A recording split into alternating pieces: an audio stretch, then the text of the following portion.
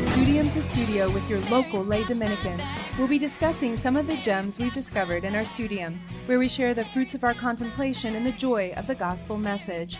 Representing our St. Albert the Great lay Dominican community and co-hosts of today's show are myself, Cheryl Drozda, Jeff Drozda, Michael Totaro, and Matthew Mayer. And today, as we've done before, we're going to be discussing a question in St. Thomas Aquinas' Summa Theologiae, and it's question number 2 in Prima Pars. This question is broken down into 3 articles, which are basically sub-questions. So, and it's a big one. It's whether it's on the existence of God. So, so buckle up. Here we go. Well, yeah, Cheryl. So, of course, you know, what we're discussing here comes from the St. Thomas Aquinas' Summa Theologiae. Just a little bit quick background of St. Thomas Aquinas. He was a Dominican friar, 13th century, and just reading his biography, by the way, is an interesting thing in itself, because there was a little bit of drama built in, which we won't get into here. But he was an incredibly brilliant thinker, deeply pious priest, Catholic, and much of what we believe in the Roman Catholic Church comes from and is based upon his theology, which he also is, viewed as a philosopher as well. So, as you know, you pointed out, this is question number 2. From Prima Pars, which is the very first part of the Summa Theologiae, which speaks to the existence of God. And the 3 articles that Cheryl alluded to moments ago are as follows. The first article is whether the existence of God is self-evident. The second article is whether it can be demonstrated that God exists. And the third article is whether God exists. It's important to not become confused, which it's somewhat easy to do when looking at these questions, because they really all sound so much alike, and yet the preciseness and specificity by St. Thomas is important because this really does feed into what the Church teaches and has always taught, and that is there is no conflict between faith and reason. I wouldn't say there's any conflict between faith and reason. The only problem is that we live in an age where people would judge but not justify the judgment as well. And you can have so when you're giving out a reason for your faith, problem is that there's no justification in that, and that was actually used to make a lot of irrational arguments, which will make people tune out of Christianity thinking it's an irrational religion because they don't actually have a justification for their faith. So you simply can't just argue for Christianity. You also have to explain why is this something I need to believe. So starting with the first question, so Matthew and I both read through the Summa, and I would say at a brief level, right, Matthew? Like just a quick level, not a deep dive or anything. But well, I only just read the Summa. I never actually studied the Summa after. Well, I did study it after I read it, so I haven't actually studied the entire thing, though. Right. So when we read it, of course, we actually think in our mind, how we view what St. Thomas says. And what I thought was interesting my first time through is that I really didn't feel that I felt the same way as he did on this first article, because he seems to say that it is not self-evident that God exists, right? I mean, even though later he's going to prove the existence rationally, in this first one, he's saying it's not self-evident. What are your thoughts on that? Well, so when St. Thomas writes about the self-evident aspect of the existence of God, it is important for us to recognize that, and he makes this quite clear, in that there is the essence of God as he is in himself. Okay, and then there is also our ability to grasp who God is, what he is, to a limited and finite extent, based upon creation, the effects of who and what he is. And so in terms of not being self-evident, or being self-evident but not to our minds, what St. Thomas is referring to is that because we do not have access to the essence of God, then it is in that context not self-evident. But it is self-evident when we speak of God as he is in and of himself. More really like a little more like negative theology. You can't really explain. It's not easy to explain what God is, but all you can do is understand what God is by what he is not. Exactly. Oh, well, I'm starting to grasp more what he's saying here. Then, when I look at it, I've looked at it in like a simpler term, and I read the part where he used the quote, "The fool said in his heart, there is no God. Therefore, that God exists is not self-evident." And in my mind, I'm thinking, well, that's on the part of a fool. I'm not thinking, to me, most people aren't foolish, or they're not. In our basic element, we shoot for what is good and what is true. And I feel like it is self-evident, but I see what you're saying as far as grasping the essence of God is not self-evident. Well, something that's self-evident, of course, is something then which by definition does not require proof.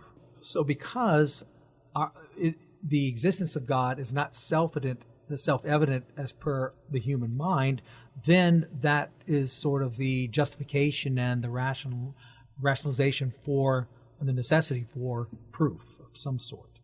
Now, when we talk about proof, we have to understand that the sorts of proofs that we're going to get into here are not the same type of proof method that you find, say, in pure mathematics, but yet they are logically provable, and they are reasonable. Nothing unreasonable about them. And I do appreciate Matthew's point about the sort of negative theology where, because we don't have access to the essence of God, and he's absolutely correct in that we can definitely come to know him by what we can't know him as he is, but we can know what he is not. And that does bring us ever closer to the truth.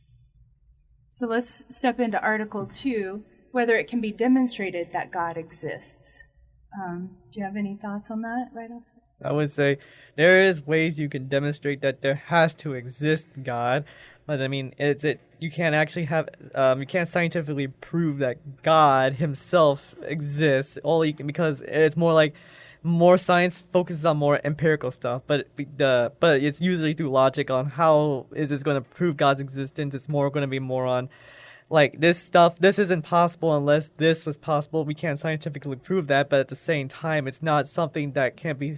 Well, I don't want to say not same time, not scientifically disproven. More, it's the only thing that can make sense. Basically, it's one of those moments where you can't scientifically prove it, but you can't. But it's the only thing that would make sense, which is a lot more abstract reasoning right there. Mm-hmm. Well, one of the things that I suppose two sort of key aspects of this particular article are, of course, they're really articulated well by St. Thomas Aquinas, but they really do come from Aristotle, and that is understanding something a priori. There's a priori knowledge, okay, and then there's also a posteriori knowledge. And so we think of some kind of, again, going back to a mathematical proof, that would be a priori because we are beginning with known truths or axioms. But a posteriori is we start from the effects and we work backward to the origin. And so the bottom line is, the reality is, it is really the latter by which we are able to come to know the God by way of proof. So by God's effects, including the creation and the wonders that we see in creation, among other things, including our own spiritual dispositions and everything, we can actually know God exists. Is that kind of what you're... Exactly, yes, by way of just looking at the grant, and this is something we'll get into when we get to Article 3, but for example, just looking at the great design of creation, the way, the means by which we can explain things in science. Matthew alluded to science, and that would be a whole other kind of topic for discussion. But in terms of why does for example, the mathematics that works for, say, geology also works for physics and biology and so on and so forth. And so it is by way of the effects of what we experience, who we are, and the symmetries that exist, and it's all by design. It's more like you can't really scientifically prove truth. Truth is more abstract through that sense. Yes. You're listening to Christ Our King Catholic Radio for Acadiana, 90.5 FM and 99.5 FM, 12:30 a.m. We are your Third Order lay Dominicans here based out of Lafayette, Louisiana, also based out of Our Lady of Wisdom Church, and we are bringing our fruits of our studium to the studio, hence the name, Studium to Studio, and the fruits that we have been contemplating on over the last several weeks have been the various questions and articles in the Summa. And so, we've been talking about Articles 1 and 2, and now let's talk about Article 3. So I guess we're going to go into what I think St. Thomas Aquinas is maybe most famous for, his 5 proofs, which comes up in Article 3. Article 3 is straight to the point, whether God exists. So let's go into those 5 proofs one by one and see if we can unlock each one of these. And also I just want to mention, so it won't be when you're listening to this, but today happens to be Feast of the First Roman Martyrs. I just want to say that we're not trying to prove God's existence in a way that takes away faith here. What's nice is that most of us come to faith in a less analytical way, more on a personal witness level, through different experiences in our life. But it's nice to know there's some smart people out there who analyzed it and came up with these things so that we can know that these are rational. It's rational to believe in God, to know He exists. And then, of course, we want to take the next step on what we do with that information. But in the meantime, let's go back to St. Thomas in question 2 of Prima Pars and break it down, those 5 steps. So this is Article 3, which are essentially typically referred to as the 5 ways or proofs of God's existence. And so the first one is the proof from motion. And so, I think we can probably spend a few moments kind of discussing that, just that idea. So Matthew, anything you want to chime in on regarding that particular proof from Article 3? Well, everything that's in motion has to be, that is when it is an act. And whenever it's at rest, that is basically has the potentiality to be put back in act. The thing about that is that God is not in rest. They say that He rested on the 7th day, but the problem is that that's referring to Him finishing His work, but also having a little bit of that relationship to humanity as well, foreshadowing, I guess, His humanity, or as Jesus Christ. But the thing is that regarding His divinity, when His divine nature can't actually be at rest, because then that would imply it having to be caused by something, and so that can't go on for infinity. He has to be purely an act. He has to be purus. He has to be actus purus, which is to be pure act. He has to be the reason why things are even in motion. Yeah, and I think what you're really saying is that this going with this article, this first proof of the 5, dealing specifically, they're all related, by the way, of course, but the idea of motion. So we can probably kind of encapsulate that by saying that anything in motion must be set in motion by some prior thing that's in motion, which itself must be set in motion by some other prior thing. And you keep moving backward until there is the first or prime mover. And that's the essence of, I think, this first proof of St. Thomas. And it's interesting how I was having the kids watch a physics show program through the Great Courses, and they picked up on sort of an error that he was bringing forth, which is that he was trying to show that everything has always been moving. And my kids were like, "Excuse me, Mom, this doesn't work," because they had read about the unmovable. They understood that this doesn't even make logical sense. So if little kids can figure this out, and all they need to you just need to understand this concept to be prepared for people who try to thwart the idea that there was a beginning, right? Yes, and it's funny because that reminds me, this is such a cliche, but, out of the mouths of babes, I mean, it's just, it seems so obvious, but then we can overcomplicate sort of, and I say we, it's just modern society, and those who try to overthink this, but it really is pretty obvious and very reasonable. It's evidence right there of innate knowledge. Mm-hmm. So I guess we can move on into the second proof. It kind of, to me, this blends in with that just a bit, but you explain. It does, yeah. So the second proof is the proof from efficient cause. And so when we think of, and there's a whole, again, that can be a whole other sort of session on the various causes, philosophically speaking, but in the case of efficient cause, if we look at, let's say, some kind of a chair or table. Okay, well, that chair or table was built by a carpenter.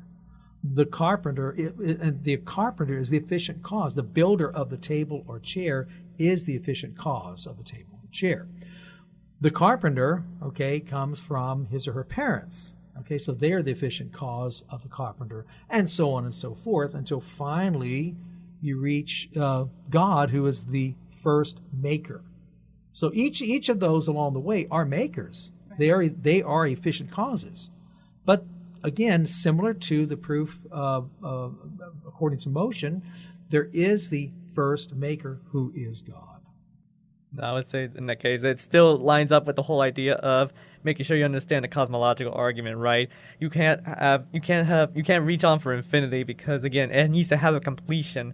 Otherwise, that wouldn't be really even a line of reasoning at all. Although people can say spontaneous order, everything could have just been made out of chaos. Problem is that there wouldn't be a sense of order in that case. And if there's no sense of order, you can't really prove things scientifically because you need order for a scientific hypothesis. Yeah, that's correct. So we'll go on to proof number 3. Yeah, so proof number 3 is something that Matthew alluded to earlier, and that is the proof from necessary versus possible being. So each of us and everything that exists is a contingent being. It's contingent upon something, right?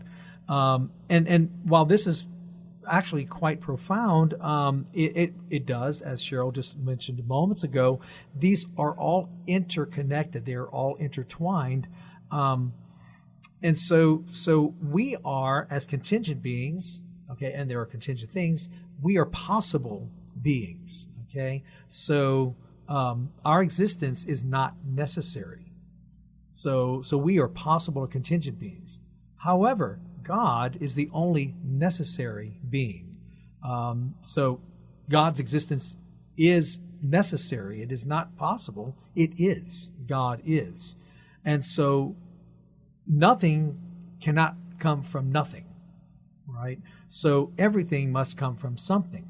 And everything that comes from the first something or the necessary being, God, would not exist were it not for God who brought it all into existence. I mean, I would say that makes a lot of sense when you say God is, because they would say also what Aquinas would, or at least what's called atomistic existentialism, it would say every essence needs to have an agent, but at the same time, they can't be one without the other. You have to have both for there to even be a thing. And when you keep going on for infinity, you have to have an endpoint. And when you say God is necessary, it's to say God simply isn't something or isn't a being that exists, but rather he is existence. That is what he meant when he said, I am who I am. He is existence. Very good. That's right. Yep. So I think that definitely covers that on necessity, which and also clears a few other things up for me. But I like how you led into the great I am. That's awesome. Then we'll go into the fourth proof, which I've called gradation. So I've dubbed it gradation, but just simply the idea that we see in everything a sort of order, like you were talking about. It goes from lower to higher, and there's got to be the height of it, the summa, right? Something's got to be at the top, and that is God. I mean, I oversimplify things though. So Mike, you. No, that's what more can really be said. I mean, God is the most perfect being, and so everything else is going to be less than perfect.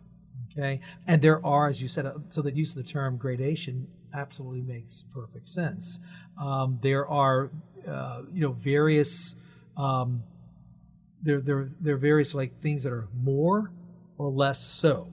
Okay, and that's how we have the varying degrees of different gradations that exist. But with God, He is the most perfect. So there are no gradations with God. But everything else, because everything comes from God, that includes all of us, is less than perfect and will vary in terms of degree. And that, by the way, includes things like best, least, worst, and so on and so forth.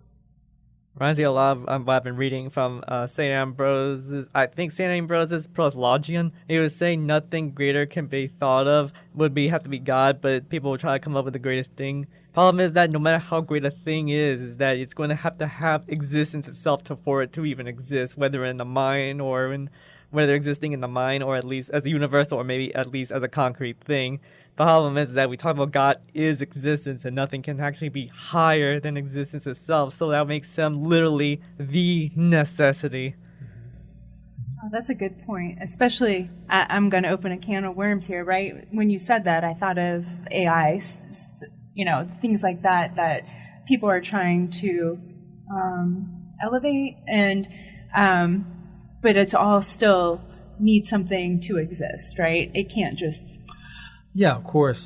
So this area of AI, we all, I think, know that there's more and more that's being reported about it, and we're, articles, and there are news segments and so on and so forth. People are able to kind of experiment with some actual AI applications.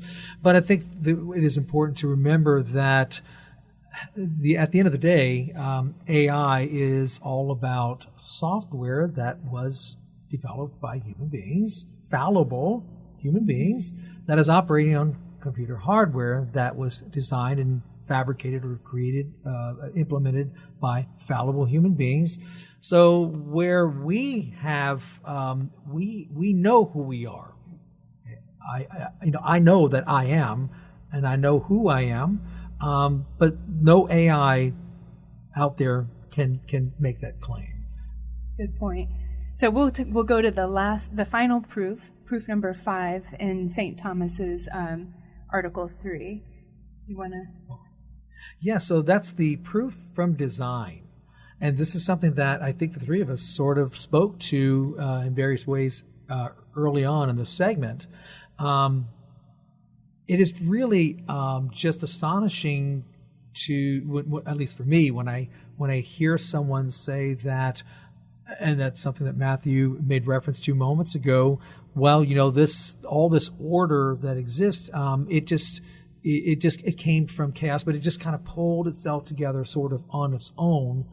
I can tell you, I'm very fortunate that I do have the opportunity to work with individuals who teach various disciplines, and so one of the common themes amongst believers is this idea of looking at the grand design that exists, and that there's just no way what is the way it is all by itself. In fact, one thing that I read in a book, I wish I would have come up with it, but I want to say it may have been Father Benedict Groeschel, and speaking to this issue, and he basically said, and I'm paraphrasing, something to the effect, well, that would be like, the idea of, for whatever reason, a library would explode and all the books and everything inside would just, go into pieces. And then lo and behold, they would just all kind of fall together and form an encyclopedia or dictionary. It's pretty ludicrous. So we've laid out some of the proofs of the existence of God. But again, the reminder that we're not trying to make an analytical proof so that everybody here can believe, most of you all out there who are listening already believe in God. It's just really a good idea to know that this has been thought about and that it is within our rational, logical mind, and you were saying our judgment, and to have this knowledge that God does exist. Yes. Any final thoughts? Sure. I've just been sitting here in, I guess, potentiality, sitting here waiting to add a little word or two, but it's been flowing so well, and everyone's been doing such a great job.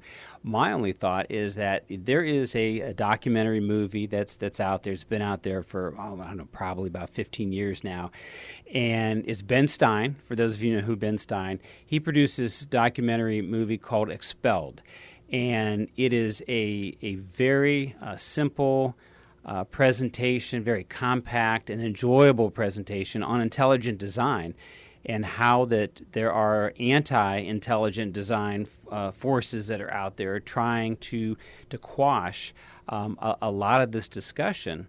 And when we're talking about the fifth way, the fifth proof, you have to talk about intelligent design. And what Ben Stein does and what the movie shows is that it shows how very simple organisms can move into complex organisms, and we call those humans. Why do you think people don't consider this enough? What I would say is that a lot of people, let's say a lot of people who want to listen and actually want to understand. The problem is that they'll take Christians as people who judge without justifying, and the problem is that that's true for a lot of Christians, but for Christians who want to be serious, they want to take on serious arguments and see if there's actually ways to actually disprove it or see if there's any good in it. And I would say also another case being, if I do believe God exists, and that means I'm going to end up getting punished because of the sins I've done. But the problem is Sartre can go on and say that, or Jean-Paul Sartre is going to go on and say that, well, without God, we're all responsible. The problem is that with that case is that if we wouldn't be, I don't know why we would be responsible. I don't understand how we can be responsible without a universal obligation to be responsible, unless there's something that's making that an obligation. Let me go, because I think before we started talking, we were discussing this, and Matthew, you said that a really important thing to me was that it's on the dignity of the human. It matters because if God doesn't exist and we're not made in His image, then humans have no dignity, and we're just objects with nothing. There just seems to me, that's just a detrimental thought in so many ways, and it goes against everything in our own being, where we know there's a dignity, we know there's a higher cause. It's the teleology we were talking about. We were meant for an end, right? We know that deep in our souls. The only evidence we have to show that we have dignity is the fact that we have empathy. And without empathy, that will be the end to humanity. Yes. And it all goes back to kind of this sort of recurring theme, I guess, amongst that's sort of in-threaded within and among the various segments of this program, and that is, you can't love that which you do not know, and so we, as a starting point, we know from question one that sacred doctrine is important, relevant to our lives, our existence. And then, of course, question number two, the existence of God. So we must begin with an acknowledgement of the existence of someone who is greater than ourselves. And that, for me personally, is very comforting. I could do a whole segment on why I would feel so uncomfortable if it were all just up to me, and so I thank God for God. And we thank you all for listening, and we'll see you next week. God bless. Lived through time, passed through fire, broke my heart, wounded desire, changed my life, fixed the past, stared at death, and it stared back, standing fast in the light of the Word.